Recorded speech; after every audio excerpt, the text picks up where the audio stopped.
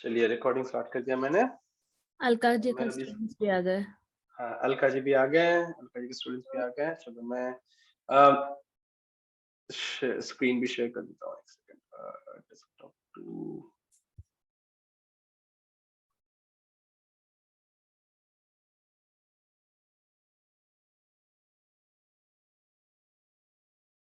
Okay, सबको मेरा full screen दिख रहा है?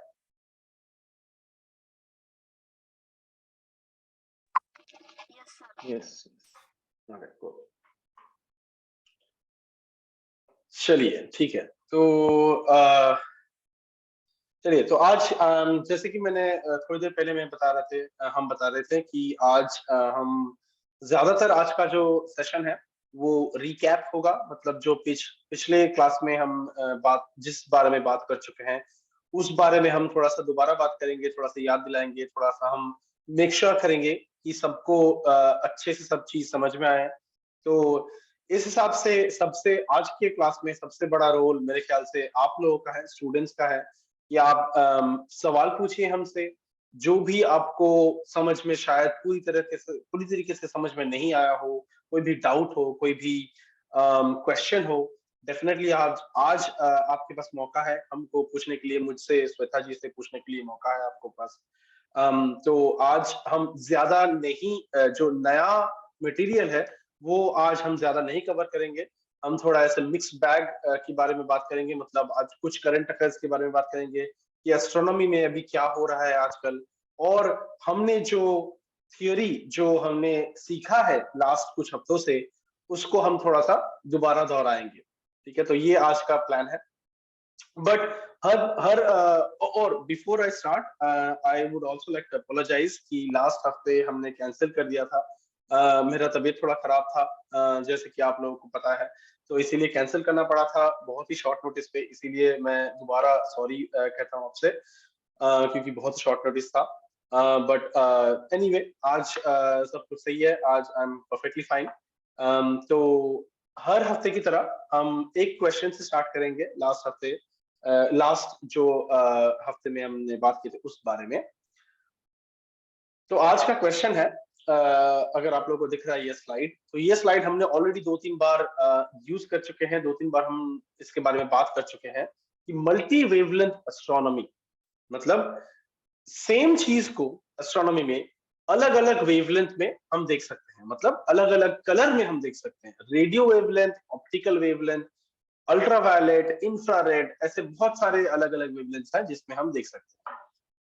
तो सवाल यह है कि which direction does the wavelength increase? which direction मतलब towards left और right? लेफ्ट के तरफ है रेडियो एस्ट्रोनॉमी, इंफ्रारेड एस्ट्रोनॉमी, और राइट के तरफ है x-ray astronomy, gamma ray astronomy. तो वेवलेंथ कौन से साइड पे ज्यादा है?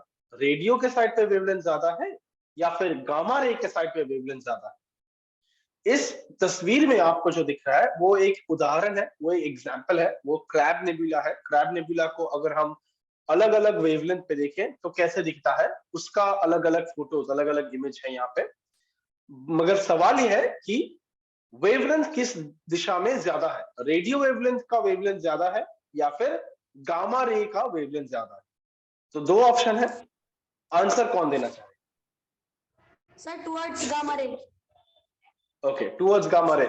मुझे, क्योंकि मैं स्क्रीन शेयर कर रहा हूँ, मुझे ये अच्छे से दिख नहीं रहा है कि कौन किसने आंसर बताया, बट किसी ने बताया कि टुवर्ड्स गामा रे वेवलेंथ ज्यादा होगा। किसी और को कुछ और आंसर देना है या फिर सेम आंसर देना है इसके बारे में? सेम, यही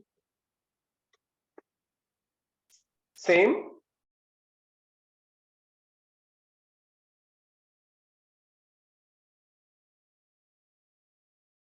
देवेंद्र जी के स्कूल से किसी को बताना है, किसी को कुछ आंसर देना है कि कौन से डायरेक्शन में वेवलेंथ ज्यादा होता है? रेडियो में वेवलेंथ ज्यादा होता है या फिर गामा रे में वेवलेंथ ज्यादा?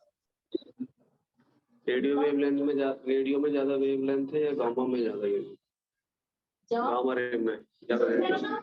हाँ बोलो जल्दी। हाँ सर गामा में। सर गामा वेवलेंथ में। गामा में। अलका जी के स्कूल से हाँ ओके, ठीक है, तो सबका अभी तक के लिए सबका कहना है कि गामा रे में वेवलेंथ ज्यादा होता है। अलका जी के स्कूल से किसी को बताना है, किसी को आंसर देना है इसके बारे में?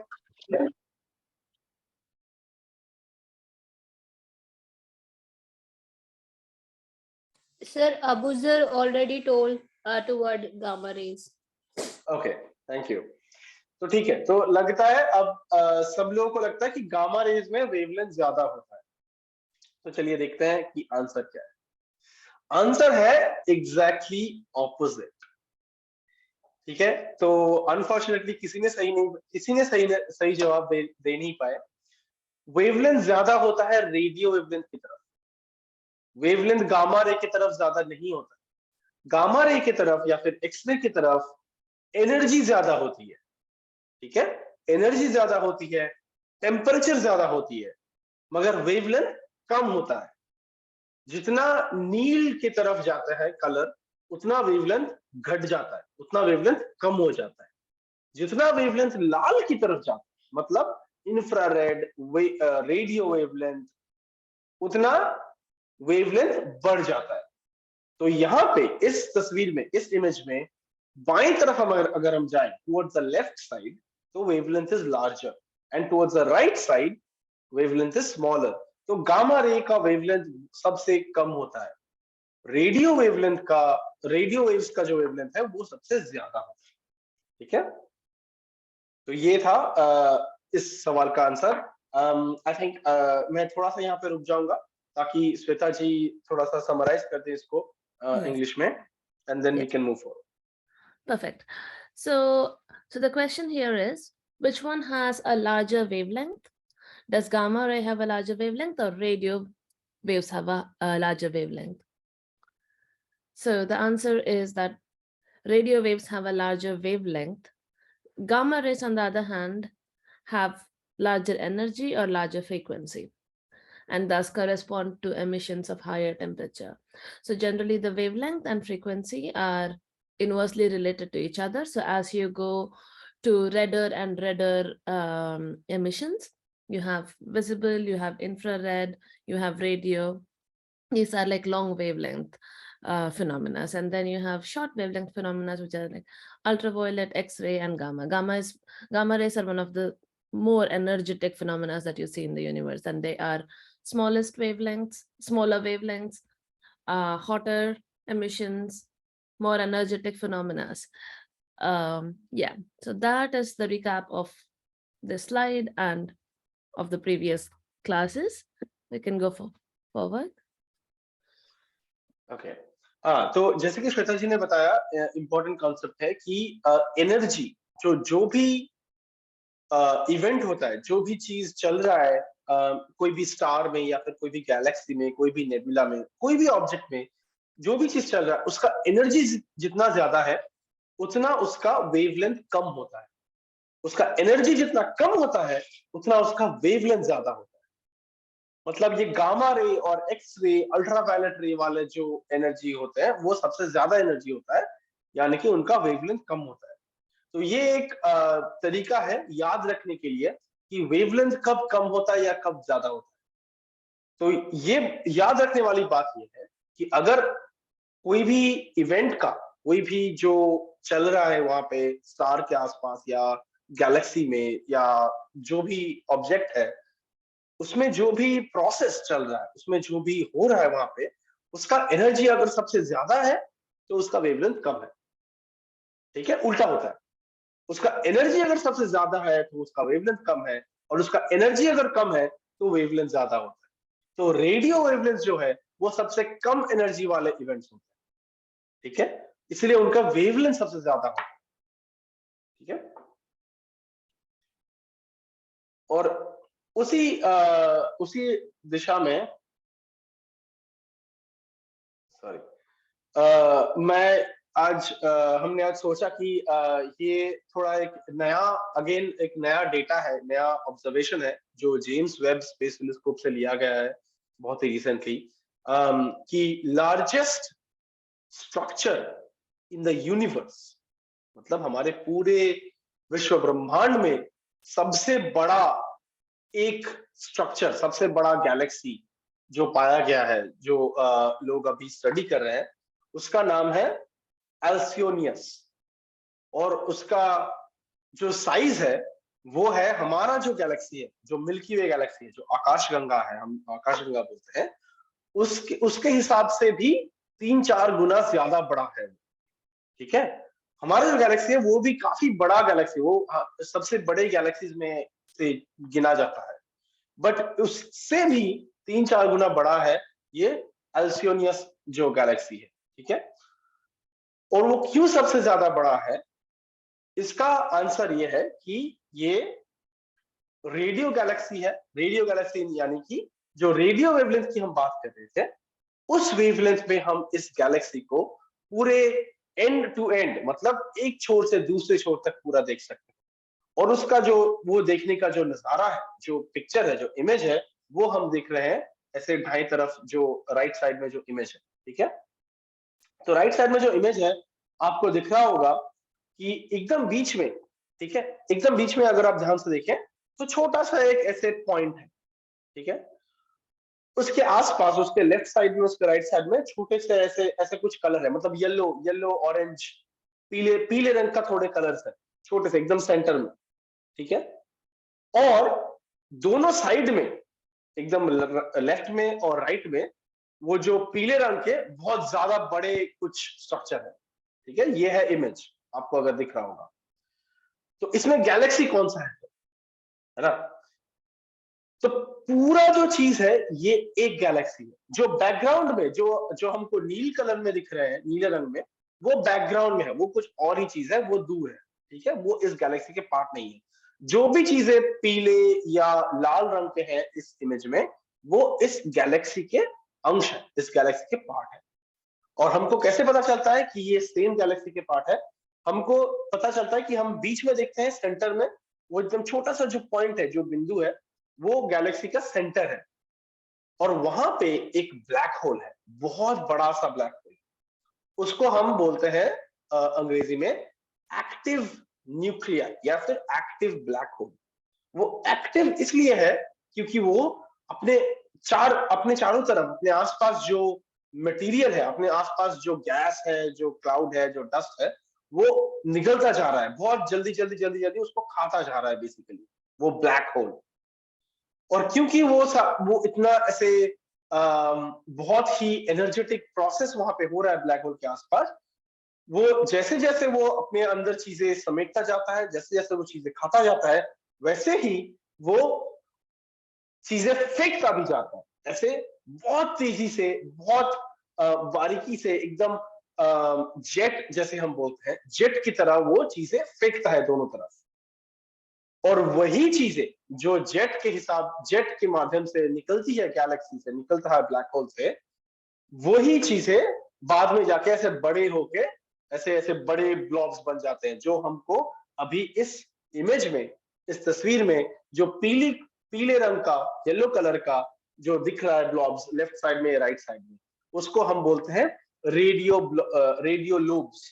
मतलब वो हमको रेडियो वेवलेंथ पे दिखते हैं कि गैलेक्सी से फेंका हुआ चीजें बहुत दूर जा चुका है।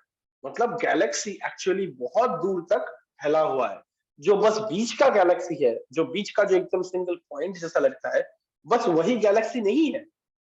उसके आसपास भी, उसके बहुत बाद भी, उसके चारों तरफ भी गैलेक्सी का जो रेश है वो रह गया है, क्योंकि वो गैलेक्सी के बीच में जो ब्लैक होल है वो चीजें खा रहा है और वो फेंक भी रहा है। और जैसे जैसे वो चीजें फेंकता जाता है, वैसे वैसे वो ऐसे जेट की तरह बन के बहुत दूर चला जाता है वो मटेरियल। ठीक है, वो इतना दूर चला जाता है कि वो गैलेक्सी आपस में, अपने में बहुत ज्यादा बड़ा बन जाता है। ठीक है, इसको हम बोलते हैं रेडियो लोब्स। जो सेंटर में है उसको हम बोलते हैं गैलेक्सी, वही एक्चुअल सेंटर है, वहीं पे सारा ब्लैक होल है, वहीं पे सारा काम नाम हो रहा है। और ये जो लेफ्ट साइड, थोड़ा नीचे और थोड़ा ऊपर में जो पीले रंग के जो ब्लॉब्स दिख रहे हैं, वो है गैलेक्सी से फेंका हुआ चीजें। ठीक है, जो कि बहुत ज्यादा दूर चला गया है। ठीक है, वो कितना दूर है, वो अगर हमको अंदाजा लगाना हो तो हम बोलेंगे कि इसमें करीब करीब 3 लाख लाइट ईयर्स दूर है। मतलब लाइट को सबसे जो दुनिया में, जो यूनिवर्स में सबसे तेज चीज है, उसको भी अगर बहुत बहुत तेजी से अगर दौड़ लगाना हो, तो भी लाइट को एक छोर से दूसरी छोर तक जाने के लिए 3 लाख साल लग जाएंगे। ठीक है, 3 लाख years। तो बहुत ही बड़ा स्ट्रक्चर बन चुका है अब तक। तो ये जो इमेज है वो जेम्स वेब स्पेस टेलीस्कोप से लिया गया है। बाकी पहले भी बहुत स्पेस टेलीस्कोप से लिया गया इमेज। तो ये है हमारे यूनिवर्स का सबसे लार्जेस्ट गैलेक्सी, क्योंकि ये अपना जो चीजें, अपने जो सामान है, वो बहुत दूर तक फेंक चुका है। इसलिए हम उसको कंसिडर करते हैं कि वो बहुत ज्यादा बड़ा गैलेक्सी है। बीच में सेंटर थोड़ा सा है, बट उसका जो फेंका हुआ चीजें है वो बहुत ज्यादा दूर तक फैल चुका है। ठीक है, तो इसको हम बोलते हैं रेडियो गैलेक्सी, या फिर एक्टिव न्यूक्लियस, या फिर रेडियो लोब्स, बहुत सारे नाम हैं इसके। ठीक है, तो ये था थोड़ा सा करंट अफेयर्स। मैं यहाँ पे थोड़ा सा पॉज दूंगा ताकि श्वेता जी जल्दी से समराइज कर दें, और उसके बाद हम पिछले हफ्ते के जो हमने बात किए थे उसके रिकैप में जाएं। Okay, perfect. So we are talking about a recent image that James Webb took of it's one of the phenomenal images that it has taken of the radio lobes of Alcoinus. Is that how you say that word? Alcoinus? I don't know, I just say it as your news. Okay. Okay. So this is a fairly new observation that has come, and the interesting part about this, so this observation has been done in radio frequency, I think. So the interesting thing about it is the fact that you can see this is one of the largest radio lobe structure that you've seen in the universe till now. So I am not a radio astronomer, less Ian is. I know very little about this thing. What I have been looking at in this is like the black hole at the center, because I study the black holes. And so this is a galaxy which is a large galaxy, but it's not abnormally large. This is kind of what you expect for these size of mega galaxies to be, right? This is nice because we've seen it now clearly with an image. It has a black hole at the center that's very, very humongous. It's about 400 million times the mass of our sun, which is gigantic compared to what we expect for, say, our own black hole, which is about 100 to 1,000 times smaller than this black hole. So this also powers, because this is so large, it also has a huge, it's very active in the sense that it has a huge disk around it, and it is able to channel out to jets, which sort of break out as radio lobes in this picture, right? So what you're seeing is across so wherever you have the orange yellow blob, that's kind of, you're seeing those are contained within the galaxy. So you know that the galaxy at least extends to that extent. Possibly it extends further out, but at least you know that that's like the extent to which the galaxy is. So that size seems to be around 74 kiloparsecs, which is huge number of light years, 250,000 light years, right? It's at a distance of 3 billion light years, and yeah, it is one of the most beautiful pictures we are seeing with James Webb telescope. And the only thing I do want to add is it's not an unusual discovery in the sense that we theoretically expect things to be like this. It is what we expected and then we saw, which is why it's very beautiful, kind of. Yeah, that's about what I have to say. I'm not an expert on this. That's fine. Thank you, Shweta. तो ठीक है, तो नए चीजों के लिए आज यहीं तक था हमारा। तो अब हम ओपन अप करते हैं प्लेटफॉर्म को कि किसी के पास कोई क्वेश्चन है लास्ट कुछ भी हफ्ते से, कोई भी पहले या फिर रिसेंट या फिर बहुत पुराना, हमने जो भी चीजों के बारे में बात किया है, किसी के पास कोई भी क्वेश्चन है या फिर कोई भी जनरल क्वेश्चन एस्ट्रोनॉमी में, आपको अगर कुछ नया फैक्ट पता चला हो, कुछ इंटरेस्टिंग आप शेयर करना चाहते हो हमारे साथ, या फिर आपको कुछ नए जो एस्ट्रोनॉमी या फिर स्पेस रिसर्च रिलेटेड कुछ न्यूज आपको पता चला हो, और उस न्यूज के बारे में आपको कुछ सवाल हो, आपके मन में कुछ डाउट हो, कुछ क्वेश्चन हो, तो किसी के पास कोई भी किसी तरीके का भी एस्ट्रोनॉमी से रिलेटेड कुछ क्वेश्चन है तो अभी आप पूछ लीजिए। यस सर, मेरे पास एक क्वेश्चन। बोलो। तो सर, अभी कुछ दिन पहले मतलब पापा जी ने ये बताया था कि जो नासा है उसने कोई रॉकेट लॉन्च करा था मून पर, और उसमें रोबोट्स गए थे मून पर। तो सर मैं उसके बारे में पूछना चाहती हूँ कि मतलब वो सेफली लैंड कराया उसने, और Ayan has a slide on this. Exactly. हाँ, तो thank you for the question Srishti, बहुत ही अच्छा सवाल है। हाँ जी बोलिए। I have also a question. हाँ जी वैभव, कैसे हैं आप? Sir, I am fine. I have the same question, but I want to ask that in Artemis 1, this time they have sent robots. So next time they will send astronauts. If this Artemis 1 will be possible. Like I'm correcting Vaibhav. Like Vaibhav is saying that if Artemis 1 is a highly successful project, so why we send astronaut next time, like Artemis 2? Why we waste our money for next project if the same thing happened already? Very good questions, thank you to सबको बहुत शुक्रिया। ये बहुत ही अच्छा question है कि ये जो आर्टेमिस प्रोजेक्ट है नासा का, जो अभी चल रहा है, अभी वो मून के आसपास घूम रहा है। एक्चुअली टू बी फेयर, वो अभी वापस आने के रास्ते में है। आर्टेमिस जो स्पेसक्राफ्ट है वो अभी धरती की तरफ वापस आने वाला है। तो इस बारे में सवाल है। तो सवाल ये है कि अगर ये हमने रोबोट भेजा है, नासा ने रोबोट भेजा आर्टेमिस 1 में, तो अगले मिशन में इंसान भेजने का जरूरत क्यों है, या फिर क्या जरूरत है, या फिर क्यों हम उसमें इन्वेस्ट करते हैं समय या बजट? तो जवाब इसका दो है, ठीक है। तो पहला जो जवाब है तो वो है कि आर्टेमिस 1 में नासा ने रोबोट नहीं भेजा, ठीक है। आर्टेमिस 1 जो स्पेसक्राफ्ट है, जो रॉकेट है, वो खुद रोबोटिक है, मतलब खुद ऑटोमेटेड है, जैसे कि हम बोलते हैं अंग्रेजी में।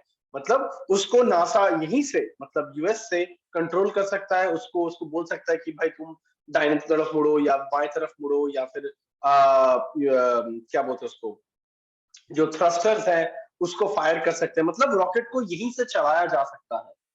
बट रॉकेट रोबोटिक नहीं है, उसमें कोई रोबोट नहीं है। रॉकेट जो है, जो आर्टेमिस 1 जो स्पेसक्राफ्ट है, उसमें इंसान बैठने लायक कैपेबिलिटीज है। मतलब उसके अंदर इंसान बैठ के जा सकता है। बट इस बार नहीं क्या है, इस बार उसके अंदर जहां पे इंसान बैठने का जगह होता है, वहां पे बस उन्होंने ऐसे बस खिलौना रख दिया, पुतला रख दिया, जिसको हम मैनेक्विन बोलते हैं। वो रख दिया इसीलिए ताकि उसका वजन जो है इंसान जैसे वो वजन बना रहे, क्योंकि वजन बहुत ही इंपॉर्टेंट है कैलकुलेशंस के लिए, ठीक है। अगर जहां पे इंसान बैठता है वहां पे अगर खाली छोड़ दे सीट, तो वजन बहुत अलग हो जाएगा उस स्पेसक्राफ्ट का, ठीक है। तो उसमें कैलकुलेशंस में प्रॉब्लम आ सकती है। तो इसलिए इंसान के जगह पे वो लोग पुतला रख दिया है। वो जो पुतला कुछ काम नहीं करता, वो बस वहां पे बैठा हुआ है, जैसे कि अगर कोई इंसान होता तो कैसा होता, ठीक है। तो कोई भी रोबोट इस बात से नहीं गया है। इस बार जो आर्टेमिस 1 का जो मकसद है, जो ऑब्जेक्टिव है, वो बस इतना है कि देखने के लिए कि बिना इंसान के यहीं से कंट्रोल करके एक स्पेसक्राफ्ट पूरा चांद तक जाता है, चांद के चारों ओर चक्कर लगाता है, फिर वापस आ जाता है। ये अगर सक्सेसफुली कर पाए तो फिर नेक्स्ट मिशन में इंसान भेजेंगे, और वो इंसान आशा करते हैं कि चांद पे लैंड करेंगे, चांद पे वापस चलेंगे, जैसे कि 1969 में चले थे। नील आर्मस्ट्रॉन्ग, एडविन ऑल्ड्रिन वगैरह। तो फर्क यही है, जैसे कि शशि जी अभी पूछ रहे थे कि अगर ये काम रोबोट से हो जाता है तो इंसान को हम क्यों भेजते हैं? इंसान को हम वही इसीलिए भेजते हैं क्योंकि कुछ कुछ काम होता है जो रोबोट्स नहीं कर पाते। एटलीस्ट मून जहां तक कंसर्न है, जहां तक हम चांद के बारे में जानते हैं, इंसान जब जाएंगे, अगर आशा करते हैं अगले मिशन में, आर्टेमिस के अगले मिशन पे इंसान जाएंगे, वो एक्चुअली चांद पे उतरेंगे, चलेंगे वहां पे और वहां का सैंपल कलेक्ट करेंगे, वहां पे कुछ कुछ एक्सपेरिमेंट्स करेंगे। और पिछले जो मून मिशन के दौरान जो एक्सपेरिमेंट्स वहां पे छोड़े गए थे, वो एक्सपेरिमेंट वो लोग वापस लाएंगे, कलेक्ट करेंगे। तो उसके लिए इंसान के हाथ चाहिए, इंसान के दिमाग चाहिए, ठीक है। तो उसके लिए आशा करते हैं कि अगले मिशन पे इंसान जाएंगे। इस मिशन में कोई भी रोबोट नहीं गया है, ये बस है, ये जो मिशन था ये बस इतना चेक करने के लिए था कि वो जो रॉकेट है वो सही सलामत मून पे पहुंच गया, सही सलामत मून से वापस आ गया, सही सलामत मून का चक्कर लगाया, मून का फोटोज लिया, बहुत ही हाई क्वालिटी फोटोज लिया और वो फोटोज वापस भेजा। तो ये था ये पर्पस। एक्चुअली इस बार कोई भी रोबोट नहीं गया था मून पे आर्टेमिस के चलते, ठीक है। तो आई होप इसमें सवाल का आप लोगों का, शशि जी का, वैभव I का। have seen live update of the moon pictures. Oh awesome, thank you Vaibhav. हाँ, ये मून पिक्चर्स का जो है वो लाइव अपडेट नासा का वेबसाइट है, नासा लाइव बोल के, नासा टीवी बोल के एक्चुअली, जो जहाँ पे आर्टेमिस का जो लाइव है, अभी आर्टेमिस कहाँ पे है, कितनी दूर है दुनिया से, मतलब अर्थ से, और वो कब वापस आ रहा है, तो सबका डेटा मिलता है, सबका रिकॉर्डिंग मिलता है। तो वहीं से आप में से कोई भी अगर चाहे तो आप गूगल कर सकते हैं नासा आर्टेमिस, और उसका लाइव अपडेट देख सकते हैं, उसका फोटोज देख सकते हैं कि आर्टेमिस को अभी क्या दिख रहा है, वो कहाँ है, कितना दूर है, कब वापस आएगा, ये सब कुछ आप भी चाहें तो देख सकते हैं। तो आशा करते हैं इसमें शशि जी, वैभव और सृष्टि का सबका क्वेश्चन मैं आंसर कर पाया। और आप जो स्क्रीन में देख रहे हैं वो आर्टेमिस का जो पोस्टर था उसका एक उदाहरण है बस। I think someone is asking a question. Yes sir, एक और क्वेश्चन है मेरा। हाँ जी। सर, जो एलोन मस्क हैं, जो वो बोलते हैं कि हम मार्स पे कॉलोनी बसाएंगे, तो मतलब वो सर पॉसिबल है ऐसा या नहीं? बहुत ही अच्छा क्वेश्चन है, बट मैं यहाँ पे थोड़ा सा रोकूंगा, थोड़ा सा पॉज लूंगा, so that Shweta ji can summarise little bit about Artemis, and उसके बाद हम मार्स के बारे में बात करेंगे, ठीक है।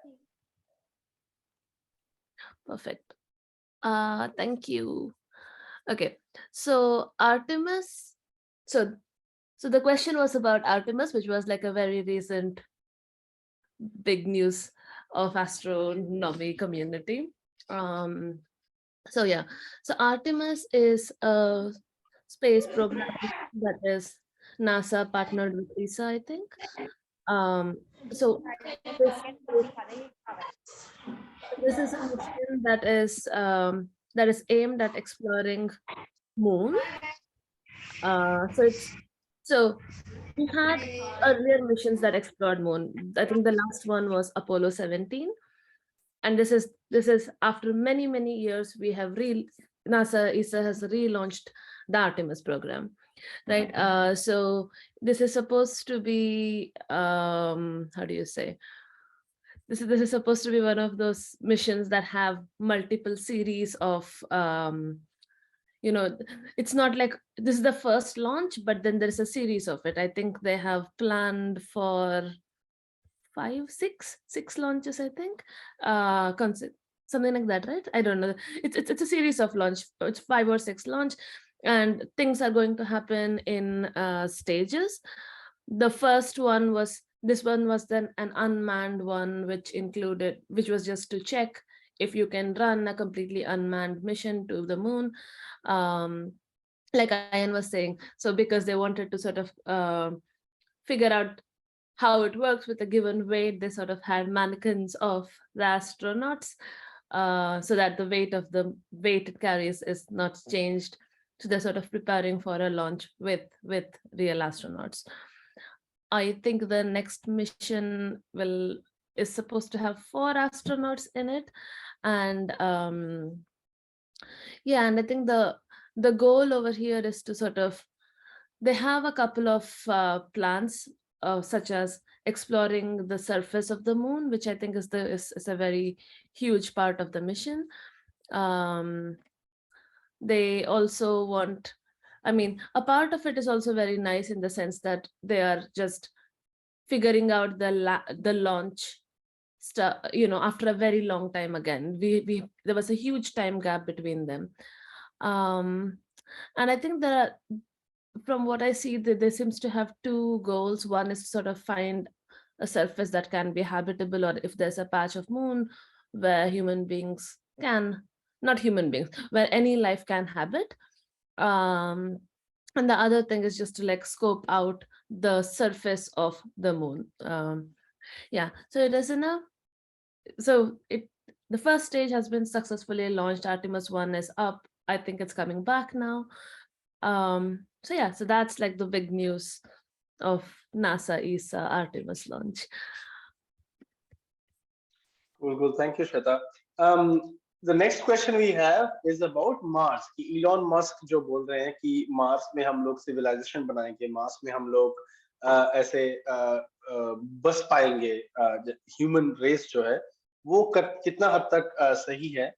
तो let's see, मैं कोशिश करूंगा कि यहाँ पे मैं देखता हूँ कि अगर आपको मेरा Google सर्च दिख रहा है, Mars NASA Perseverance photos. Let's see. Can you guys see my searching? Yeah, we can see your searching. Okay, good. हाँ, तो सृष्टि ने ये क्वेश्चन पूछा था कि ये कितना सही है. पहली बात तो मैं बताऊंगा कि कितना सही है कितना गलत है ये तो वक्त बताएगा. अभी नॉट जस्ट इलॉन मस्क, बस इलॉन मस्क ही नहीं, बहुत सारे स्पेस एजेंसी, बहुत सारे स्पेस ऑर्गेनाइजेशंस का ये आशा है, ये उम्मीद है कि जितना जल्दी से जल्दी हो सके हम मार्स में इंसान भेज पाए. ठीक है, मार्स में रोबोट्स बहुत भेज चुके हैं, मार्स में हम लोग स्पेसक्राफ्ट भेज चुके हैं, इलॉन मस्क मार्स में गाड़ी तक भी भेज चुका है. ठीक है, तो बहुत सारी चीजें हमने भेज चुके हैं मार्स में, बस इंसान भेजना बाकी है. तो ये उम्मीद सब लोग कर रहे हैं, नॉट जस्ट इलॉन मस्क की कंपनी, नासा कर रहे हैं, इसरो कर रहे हैं. इसरो ने भी, इंडियन स्पेस रिसर्च ऑर्गेनाइजेशन जो है वो भी मिशन मंगल, आपने अगर वो देखा हो, जो मॉम बोलते हैं, मार्स ऑर्बिटर मिशन, वो हमने भी भेज चुके हैं. तो बहुत सारे कंट्रीज मार्स मिशन कर चुके हैं, जहां पे मार्स के चारों तरफ हमने एक सैटेलाइट भेजा है, या फिर मार्स में लैंडिंग कराने के लिए, मतलब मार्स में उतरने के लिए भी रोबोट्स भेजे हैं. जैसे कि ये परसिवियरेंस रोबोट है जिसको नासा ने भेजा था, जो 2 साल पहले लैंड किया. तो ये सब हो चुका है. तो मतलब काफी हद तक एडवांसमेंट हो चुका है मार्स रिसर्च में, है ना. मतलब मार्स में कैसे हम भेजते हैं, कैसे हमको टारगेट करना है, कैसे एम करना है, ताकि चीजें सक्सेसफुली मार्स पे उतर पाए, मार्स पे लैंड कर पाए, ये सब कुछ हो चुका है सक्सेसफुली. इसीलिए बहुत स्पेस एजेंसीज का, बहुत कंपनीज का ये उम्मीद है कि जब हम नेक्स्ट इंसान भेजेंगे मार्स में, वो भी सक्सेसफुली होगा. ठीक है, तो उस मेरे पर्सनल मैं ये मानता हूं कि इंसान अगर हम भेजेंगे मार्स में तो वो सक्सेसफुली रहेगा, उसमें ज्यादा टाइम नहीं लगेगा, उसमें ज्यादा डर की बात कुछ है नहीं. बट जहां तक ऐसे वहां पे मार्स में सिविलाइजेशन बसाने की, जहां पे वहां पे बस्ती बसाने की जो सवाल है, उसमें जरूर वक्त लगेगा. क्योंकि मार्स में अगर आपको पता है तो मार्स में जो वहां का जो वातावरण है वो अर्थ से काफी अलग है. वहां का ग्रेविटी जो है वो भी अर्थ से काफी अलग है. जैसे कि इस फोटो में आप देख सकते हैं, ये आर्टिस्ट इंप्रेशन है, ये एक्चुअल ओरिजिनल फोटो नहीं है. बहुत ही रेड लाल कलर का वहां पे सॉइल है, क्योंकि वहां पे बहुत सारे आयरन ऑक्साइड है. और वहां का जो एटमॉस्फेयर का कंपोजिशन है, मतलब वहां पे जो हवा है वो थोड़े अलग चीजों से बनी हुई है कंपेयर टू यहाँ का, हमारे अर्थ का हवा. ठीक है, तो इन सब चीजों के चलते अगर मार्स में हम एक्चुअल ह्यूमन सिविलाइजेशन स्टार्ट करना चाहें, उसके लिए मेरे ख्याल से वक्त लगेगा। आई थिंक अभी जो डेडलाइन है, डेडलाइन नहीं मतलब जो उम्मीद है कि 2040 2050 तक अगर हम मार्स में एक कॉलोनी बिठा सके, एक कॉलोनी को स्टार्ट कर सके, तो वो बहुत ही बड़ी बात हो जाएगी। बट उससे पहले अगर कॉलोनी नहीं भी बिठा रहे हैं, अगर कॉलोनी स्टार्ट नहीं भी कर रहे हैं, बस इंसान को भेज के और इंसान को वापस लाना, ये इसमें मेरे ख्याल से ज्यादा टाइम नहीं लगेगा। अभी बहुत जल्दी हमको ये देखने का मौका मिलेगा कि इंसान मार्स में जा रहा है और वहां से वापस भी आ रहा होगा। बट थोड़ा सा ये ध्यान में रखना जरूरी है कि जैसे हम चांद के बारे में बात कर रहे थे, राइट, मैं और श्वेता जी बात कर रहे थे कि आर्टेमिस जो मिशन है वो चांद पे गया, चांद से वापस आ गया। उसका जो दूसरा मिशन होगा उसमें पुतले की जगह इंसान होगा, वो भी चांद में जाएंगे, चांद से वापस आ जाएंगे। वो ज्यादा आसान है क्योंकि चांद पे जाने तक के लिए 3 दिन का वक्त लगता है ना। 3 दिन का वक्त लगता है जाने के लिए और 3 दिन का वक्त लगता है वापस आने के लिए। तो ये आप मान सकते हैं कि कोई भी इंडिया के अंदर कोई भी लॉन्ग ट्रेन जर्नी मान लीजिए, अगर आप कश्मीर से कन्याकुमारी आ रहे हैं ट्रेन में, तो आपको 2-2.5 दिन तो लग ही जाएंगे ट्रेन, है ना। तो उस हिसाब का टाइम लगता है चांद पहुंचने के लिए। मगर जब भी कोई इंसान मार्स में जाने के लिए निकलेंगे, मार्स में पहुंचने के लिए 7 से 8 महीना लगता है, डिपेंडिंग कि मार्स कितना कहाँ पे पोजीशन है। तो 7-8 महीने की जो जर्नी है, तो वो काफी लंबा जर्नी, वो 3 दिन जैसा छोटा जर्नी नहीं है ना। तो वो 7-8 महीने लगेंगे जाने के लिए, वहां पे जिनको एक्सपेरिमेंट करना है, जो भी करना है वो करेंगे, फिर वापस 7-8 महीने लगेंगे वहां से वापस आने के लिए, है ना। तो इसीलिए टाइम ज्यादा लग रहा है, इसीलिए रिसर्च बहुत ज्यादा करने की जरूरत है before we send in humans. हम इंसान भेजने से पहले पूरी तरीके से रिसर्च कर रहे हैं। जैसे कि नासा ने अभी परसिवियरेंस भेजा 2 साल पहले, परसिवियरेंस अभी फोटोज ले रहा है, परसिवियरेंस से नासा का पूरा जो मैप है, जो वहां का ज्योग्राफी है, वो पूरा मैप कर रहा है कि कहाँ पे ऊंचा है, कहाँ पे नीचा है, कहाँ पे पहाड़ है, कहाँ पे खाई है। तो ये सब पूरा इंफॉर्मेशन इकट्ठा करना बहुत ही जरूरी है, ताकि हम एक दिन बहुत ही जल्दी आशा करते हैं कि हम इंसान भेज सकते हैं। बट उसके लिए बहुत ज्यादा टाइम लगता है क्योंकि मार्स बहुत दूर है, चांद बहुत पास है ना। बट मेरे ख्याल से अगर सृष्टि के क्वेश्चन के जवाब अगर मैं एक वर्ड में देना चाहूँ तो मेरे ख्याल से डेफिनेटली पॉसिबल है, जो इलॉन मस्क कहते हैं या फिर जो भी बाकी जो स्पेस एजेंसीज है अलग अलग कंट्री के, मार्स में ह्यूमन कॉलोनी बनाना, हमारा एक जो बस्ती बनाना, वो पॉसिबल डेफिनेटली है। बट उसके लिए थोड़ा सा टाइम लगेगा, अब से मेरे ख्याल से 20-30 साल लगेगा कि पूरा कॉलोनी बनते। ठीक है, तो मैं थोड़ा सा यहाँ पॉज करूंगा ताकि Shweta ji can summarise. Okay, so we are talking about colonies on Mars. So the question was, what do we think about if it's possible to have human colonies on Mars? I personally don't have any strong opinions about this. I know it's been an ongoing sort of topic for a while, for like a decade or so, but I don't have a very personal opinion about it. So the things I can tell is that Mars is one of the things that we've been exploring for some time via by sending spacecrafts. And there is a very good reason why we are interested in Mars. So Mars is the closest to Earth, right? So it has some peculiar features that makes it as a very hopeful candidate, that if there is a place where maybe humans can live other than Earth, possibly it could be possible on Mars. And the reason is the following, because not all planets in the solar system get direct light of the sun, right? There are only a few planets that get it. I think up until Mars, you get direct light. After that, it's not possible for it because they're farther away. You don't get enough light to sustain anything, right? If you're closer than Earth to the sun, like Venus and Mars, they're very hot. They're so hot that we don't think things can survive. Right. Mars, on the other hand, is colder, but people have hope that you probably can warm it up. So that's not a problem. But the nice part about it is that Mars gets enough direct sunlight, which is good. The other thing that people have studied is the atmosphere of Mars has carbon dioxide and nitrogen, right? So this is very great, very good, because if something has carbon dioxide and nitrogen, and if you can take water with you, you can grow plants, right? So that's sort of the, how do you say, like the charm of that planet, in the sense that, oh, you have carbon dioxide and nitrogen, this is what the plants need. So as long as you can provide it water, as long as humans can provide it with water, you might be able to grow plants. The other thing is also that the day length is very similar to Earth. So I think it's a little more than 24 hours. I think it's 25 hours or 24.5 hours or something like that.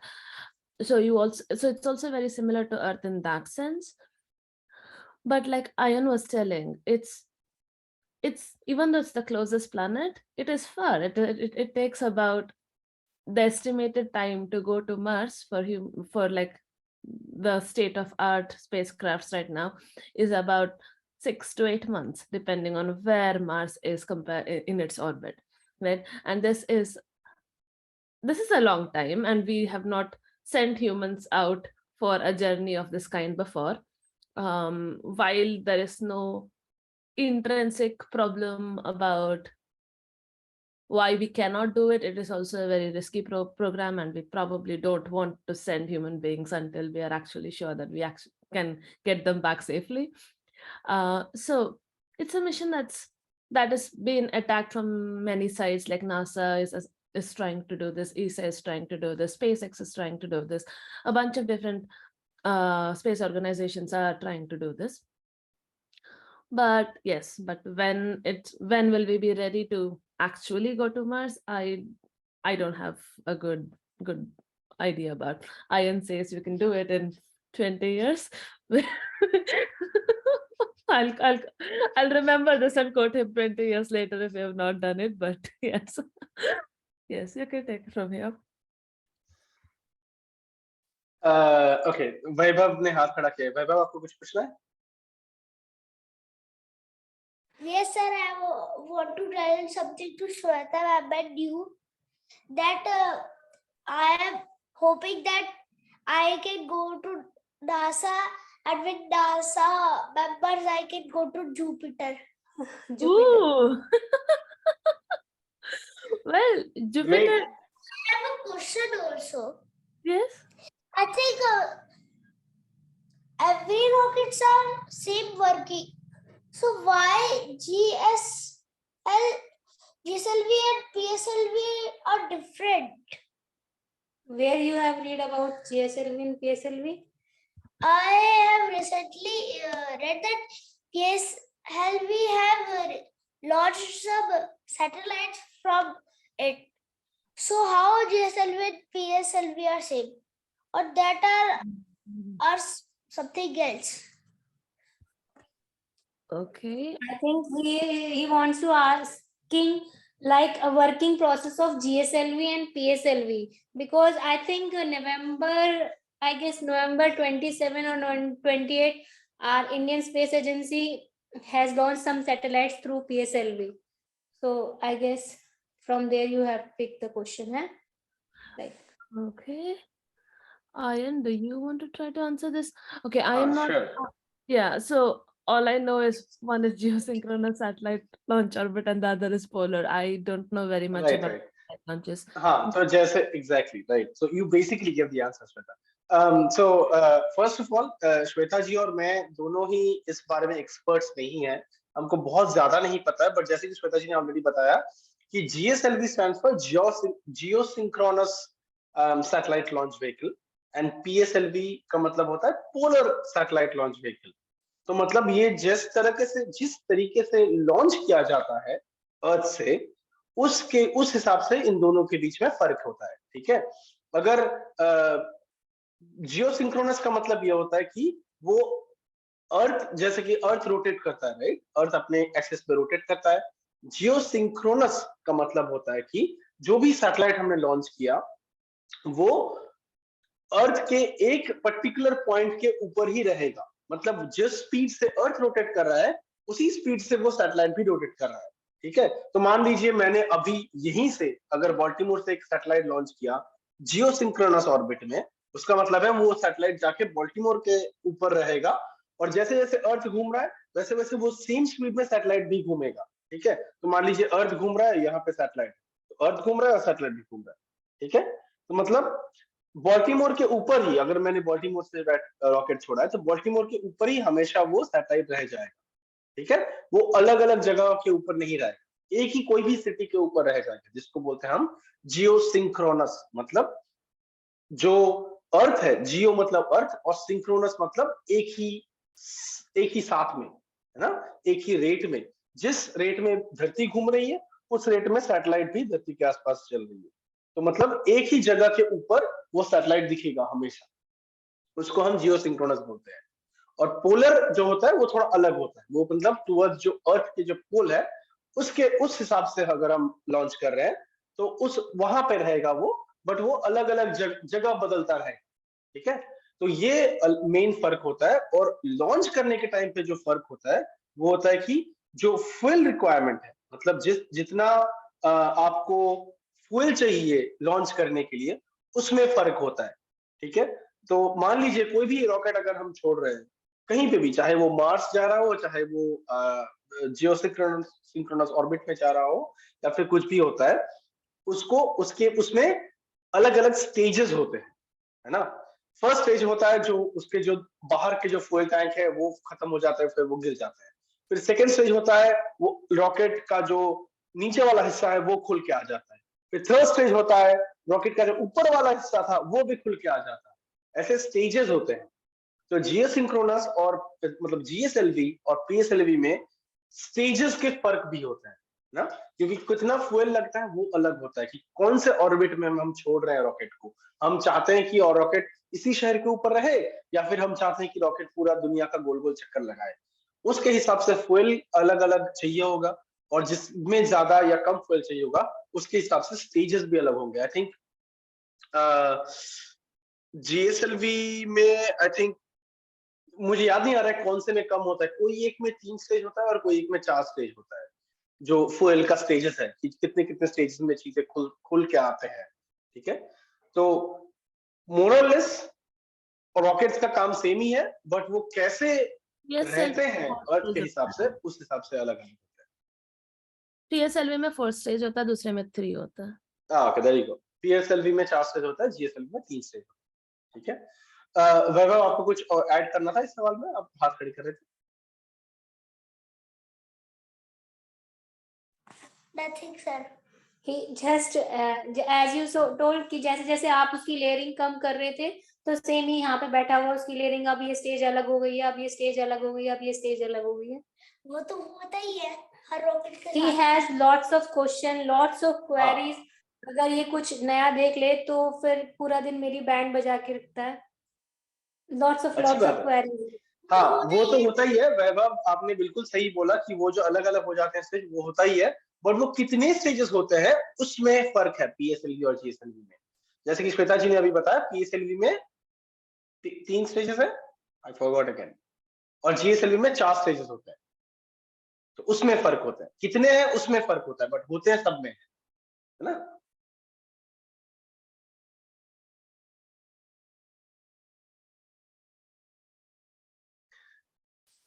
चलिए, किसी और को कुछ और सवाल है? Time क्या हो रहा है? You're about हाँ, ऑलरेडी टाइम पे है। किसी और के पास कुछ सवाल है? कोई भी एस्ट्रोनॉमी रिलेटेड या फिर ऐसे करंट अफेयर्स रिलेटेड, या फिर हम जिस बारे में बात किए हैं पहले उसके रिलेटेड कुछ सवाल है किसी के पास भी? शशि जी के स्कूल में कोई भी, या फिर देवेंद्र जी के स्कूल में कोई भी, या फिर सृष्टि, हेमंत, कोई भी?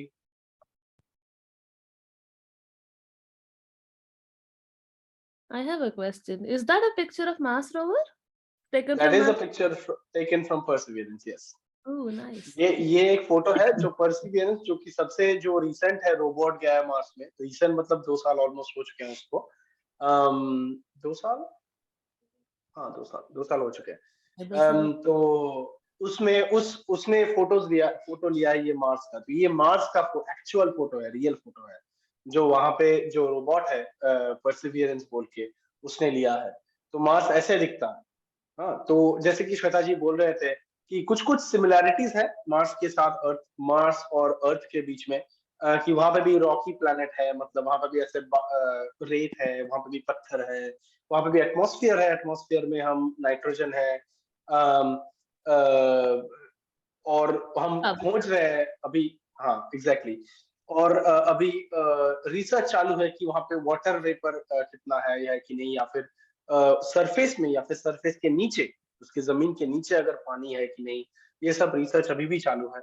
बट कुछ कुछ सिमिलैरिटीज है अर्थ के बीच, अर्थ और मार्स के बीच में।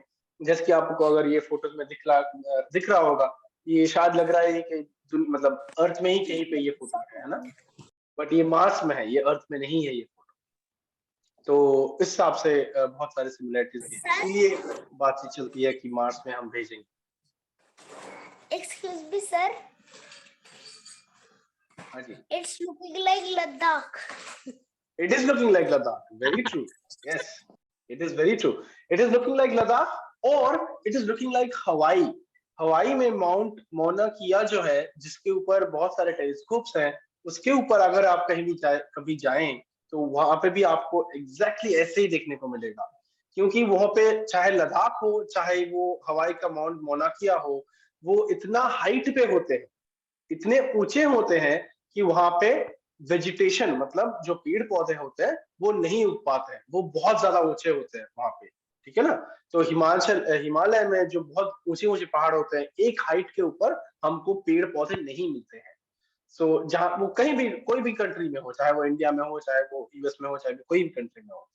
तो इसीलिए, और क्योंकि मार्स में कोई भी पेड़ पौधे नहीं है, इसीलिए मार्स का जो भी फोटो हमको जब भी मिलता है, और अर्थ में बहुत ही ऊंचे पहाड़ों का जो फोटोज मिलते हैं, वो बहुत ही सिमिलर दिखते हैं, क्योंकि दोनों में ही पेड़ पौधे नहीं होता है, दोनों में ही ऐसे रॉक्स एंड सॉइल, जो मिट्टी है, बस वही होता है।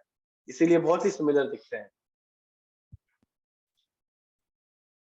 Sir, there is one active volcano in Hawaii, and no one of its name. Yes, what is his name? Kilauea. हाँ exactly correct. Active volcano Is है it वो, correct? अभी एक्चुअली फूट रहा है। वो जो एक्टिव वोल्केनो है वो अभी एक्चुअली फूट रहा है, अभी मतलब आई थिंक लास्ट हफ्ते तक वो फूट रहा था। तो वो बहुत ही रिस्की है। वहां पे जो एस्ट्रोनॉमर्स है, वहां पे जो टेलीस्कोप्स है, उनके लिए आई थिंक 1-2 साल पहले उस वोल्केनो में, एक वोल्केनो की वजह से एक अर्थक्वेक हुआ था, जहाँ पे एक टेलीस्कोप बहुत ही डैमेज हो गया था एक्चुअली।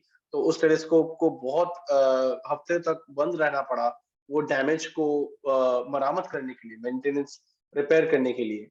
तो ये हवाई में चलता रहता है, कभी वोल्केनो के लिए अर्थक्वेक हो जाता है, कभी वोल्केनो खुद फूट जाता है। तो उसके लिए एक्सक्यूज मी, उसके लिए इवैक्यूएशन करते हैं, मतलब लोगों को सब निकाल देते हैं शहर से, ताकि सबका जान बच सके। तो ये ऐसा ही होता है। और उसी के बीच, उसी के दौरान एस्ट्रोनॉमी करते हैं, एस्ट्रोनॉमर्स जो है रिसर्च करते हैं, टेलीस्कोप्स हैं वो वहां पे जाके ऑब्जर्व करते हैं, आसमान देखते हैं, गैलेक्सीज देखते हैं, तारे देखते हैं। और ये सब चीज को लेके ही एस्ट्रोनॉमर्स की जिंदगी है। सब चीज को लेके ही हमको ऐसे आगे बढ़ना पड़ता है, चाहे वो वोल्केनो हो, चाहे वो अर्थक्वेक हो। कुछ भी चीज ऐसे रिसर्च को रोक नहीं पाता। ठीक है, रिसर्च जो है वो आगे बढ़ता जाता है। चलिए ठीक है, आज आई थिंक ऑलरेडी काफी टाइम हो चुका है, 1 घंटा से थोड़ा ज्यादा ही हो गया, सॉरी अबाउट दैट। किसी और को कोई फाइनल क्वेश्चन पूछना है? आई थिंक सृष्टि को कुछ पूछना है। सर, मार्स पे जो वो रिवर है उस पे कभी पानी होता था? पॉसिबल? वेरी गुड पॉसिबल था? क्वेश्चन। पॉसिबल डेफिनेटली है हेमंत, बट अभी इसका कोई ठोस जवाब एस्ट्रोनॉमर्स को नहीं मिला। ठीक है, कुछ डेटा मिला है जिससे ये लगता है कि शायद वहाँ पे पहले पानी हुआ करता था, शायद वहाँ पे पहले रिवर, ट्रिब्यूटरीज, डिस्ट्रीब्यूटरीज ऐसे हुआ करते थे, शायद। इसका पक्का जवाब तभी मिल सकता है जब और भी स्टडी हो, और भी डेटा मिले हमको, चाहे वो यहाँ से ऑब्जर्व किए हो, चाहे वो वहां पे जो रोबोट्स भेजे हैं उन्होंने कुछ किया हो, चाहे या फिर आने वाले सालों में जब हम आशा करते हैं इंसान भेजेंगे, वो इंसान जाके अगर कुछ एक्सपेरिमेंट करे, तो जब एक्स्ट्रा डेटा मिलेगा हमको, ज्यादा डेटा मिलेगा, तब इस सवाल का हम यकीन से जवाब दे सकते हैं। फिलहाल सवाल का जवाब यही है कि शायद पानी था मार्स में पहले, शायद इस वजह से वहां पे ऐसा रिवर जैसा जो स्ट्रक्चर है जो फोटोज में दिखा है, शायद उसीलिए वो स्ट्रक्चर बना, शायद वहां पे कुछ ना कुछ फ्लो करता था, कुछ ना कुछ बहता था, शायद इसीलिए वहां पे वो स्ट्रक्चर बना, बट यकीन से अभी तक नहीं कह सकते। ठीक है, So let's wrap it up then. Sir एक मैंने कहना है, 8 दिसंबर में एक एस्ट्रोनॉमिकल इवेंट है जो मार्स है, वो मून के बहुत क्लोज में आएगा यहाँ से देखने पर, और टेलीस्कोप में उसको जरूर हम कवर करेंगे सर। और बिल्कुल। सभी से कहूँगा कि स्कूल में अगर कोई है तो जरूर देखिएगा, और बहुत अच्छा लगेगा वो, क्योंकि मार्स भी अभी अपोजिशन में है, और उस दिन अपोजिशन भी है मार्स का 8 दिसंबर को, तो वो ज्यादा बड़ा भी दिखेगा हमको, और क्योंकि फुल मून भी है तो मेरे ख्याल से बहुत अच्छा, मतलब नाइस व्यू देखने को मिलेगा हमको आकाश में।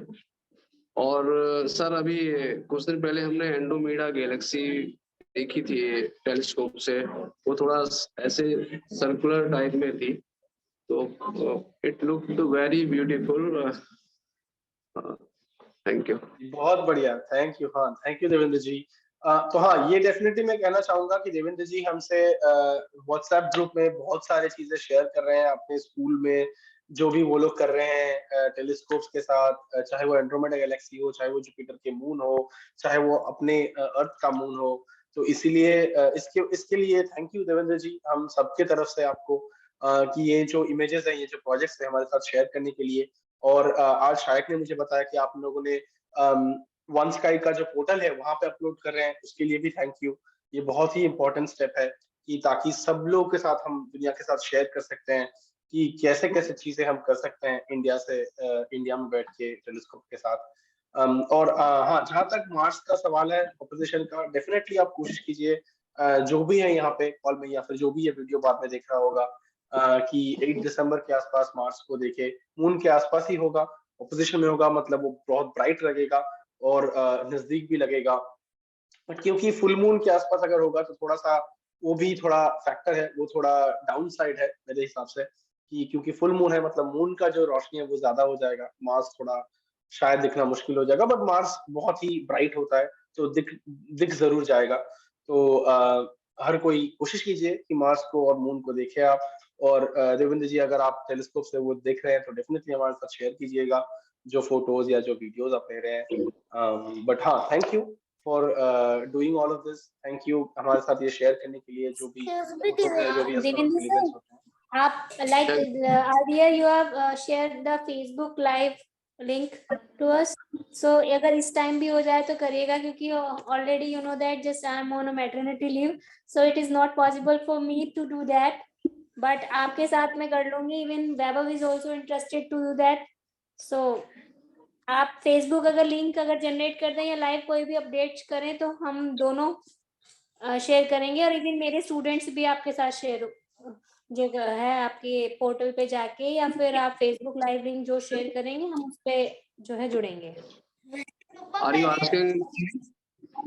Are you asking to me, Shashi ji? Yes, of course, sir. I'm asking to you. You are Okay. You are just a king to astronomy in our district. Like कुछ भी event होता है, Devendra sir has captured all the things and very beautifully. Even बहुत dedicatedly sir work करते हैं, सुबह 4 बजे 3 बजे जाके गंगा किनारे उस चीज को कैप्चर करना, it's not easy job sir, actually it's not easy job. So thanks और जो है बहुत बड़ा जो है best wishes in near future कि definitely you will rock and you will just raise your district name definitely sir.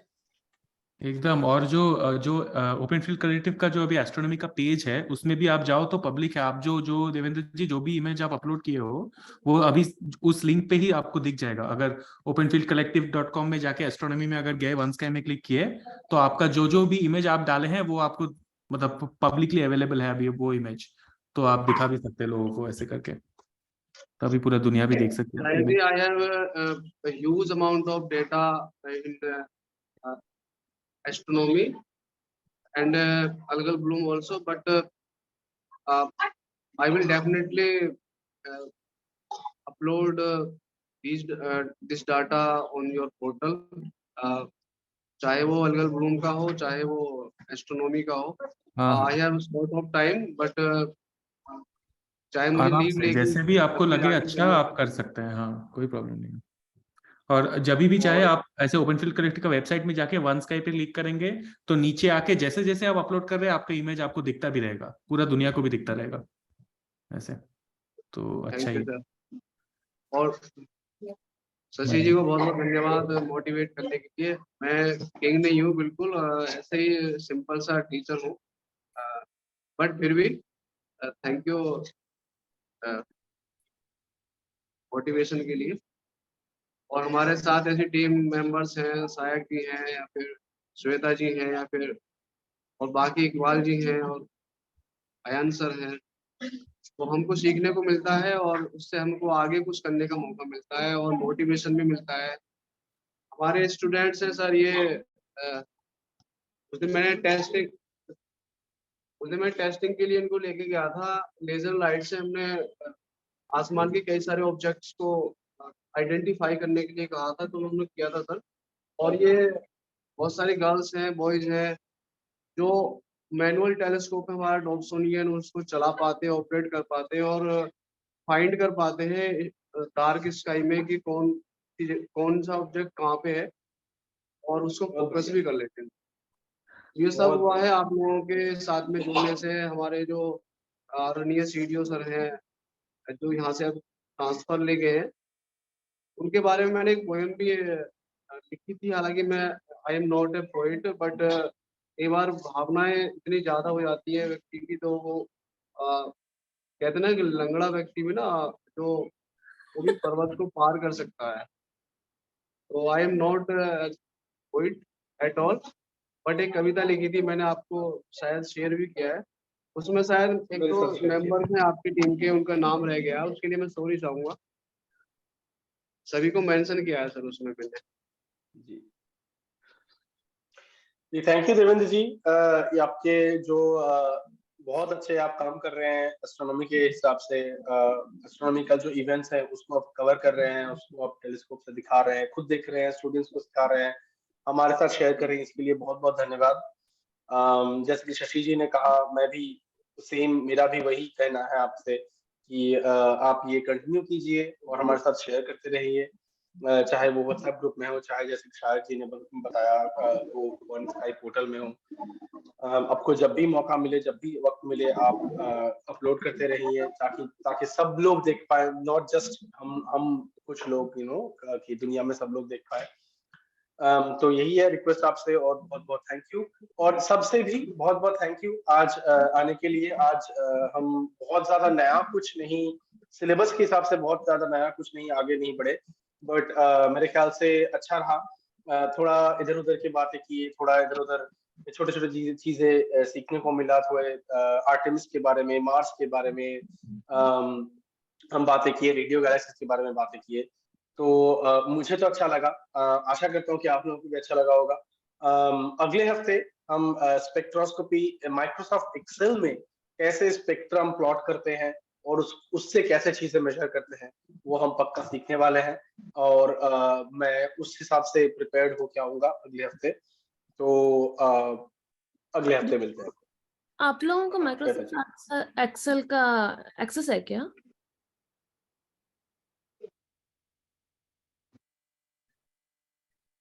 कुछ कुछ है स्टूडेंट्स को, हम तो थोड़ा बहुत जानते हैं। Okay Yes, I am able to do that, but my students can't, as I have already told to Ayanji earlier. Hmm. But let's see. Hopefully, it will be Let's see. succeed. Let's see, because exactly. I mean, it's a very valid question, Sweta. I had asked this question last week as well. तो कुछ लोगों के पास है, कुछ लोगों के पास access नहीं है, unfortunately. But this is the most We can do. simple possible way to do the plotting, right?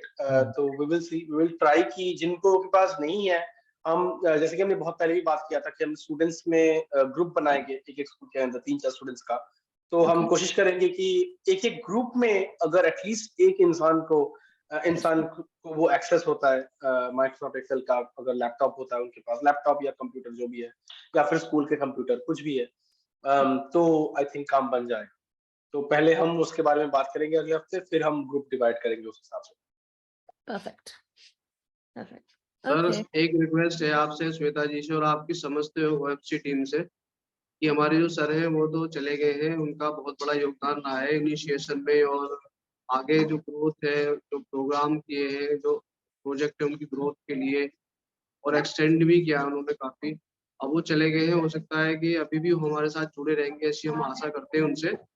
लेकिन अब उनको इतना टाइम नहीं रह पाएगा कि हम वो जैसे नए नए प्रोग्राम्स को आपके द्वारा लॉन्च किया करते थे, वो काम शायद मैं चाहता हूँ कि मैं अपने स्तर से करूँ।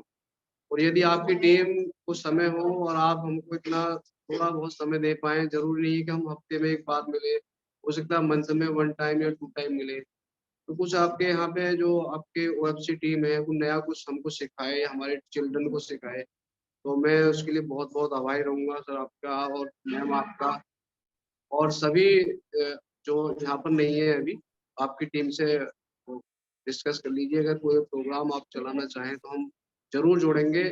और मैं चाहता हूँ कि विज्ञान का प्रचार उनका विज्ञान की ग्रोथ है, मतलब उसका एक्सपेंड, उसका जो स्पेक्ट्रम है वो चलता रहे इस तरह से, और आप सब लोग हमारे चिल्ड्रन के बीच में ऐसे ही बने रहे।